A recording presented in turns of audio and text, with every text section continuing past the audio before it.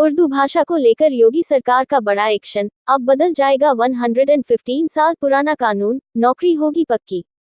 उर्दू भाषा को लेकर योगी सरकार का बड़ा एक्शन, अब बदल जाएगा 115 साल पुराना कानून, नौकरी होगी पक्की। योगी आदित्यनाथ सरकार उत्तर प्रदेश में होने वाली रजिस्ट्रियों के लिए वर्ष 1908 में बने रजिस्ट्रेशन एक्ट में बदलाव करने जा रही है। ये कानून अंग्रेजों द्वारा लाया गया था। इस अधिनियम के तहत सरकारी दस्तावेजों में उर्दू और फारसी को बढ़ावा दिया गया। इस कारण से अधिकांश रजिस्ट्रियों में उर्दू और फारसी में बहुत सारे शब्द हैं। नई दिल्ली, उत्तर प्रदेश सरकार ने रजिस्ट्री दस्तावेजों से उर्दू फारसी शब्दों को हटाने का ऐतिहासिक निर्णय लिया है।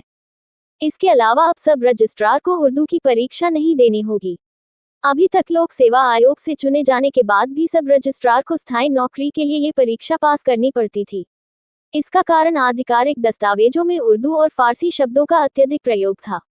योगी सरकार ने अब इन शब्दों की जगह सामान्य हिंदी शब्दों के प्रयोग करने का निर्णय लिया है। ऐसा करने के लिए रजिस्ट्रेशन एक्ट 1908 में संशोधन किया जाएगा। योगी आदित्यनाथ सरकार उत्तर प्रदेश में होने वाली रजिस्ट्रियों के लिए वर्ष 1908 में बने रजिस्ट्रेशन एक्ट में बदलाव करने जा रही है। ये कानून अंग्रेजों द्वारा लाया गया था। इस अधिनियम के तहत सरकारी दस्तावेजों में उर्दू और फारसी को बढ़ावा दिया गया। इस कारण से अधिकांश रजिस्ट्रियों में उर्दू और फारसी में बहुत सारे शब्द हैं। ये शब्द इतने जटिल हैं कि आम हिंदी भाषी लोग इन्हें समझ नहीं पाते हैं। सरकारी दस्तावेजों में उर्दू और फारसी के व्यापक उपयोग के कारण रजिस्ट्री अधिकारियों को भी ये भाषाएं सीखनी पड़ती हैं।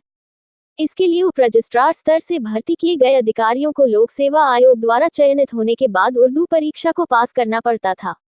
इस परीक्षा में शामिल होने के लिए उम्मीदवारों को एक विशेष प्रशिक्षण पाठ्यक्रम में भाग लेना होता है, जहां वे उर्दू में लिखना, टाइपिंग, बोलना, व्याकरण और अनुवाद जैसी चीजें सीखते हैं।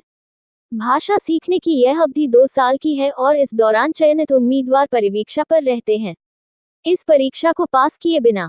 हालांकि अब राज्य सरकार ने निर्णय लिया है कि सरकारी दस्तावेजों में उर्दू और फारसी का उपयोग जारी रखने का कोई औचित्य नहीं है, जिसके लिए अधिकारियों को विशेष प्रशिक्षण में भाग लेना होगा और फिर अपनी नियुक्तियों को स्थायी बनाने के लिए परीक्षा में शामिल होना होगा।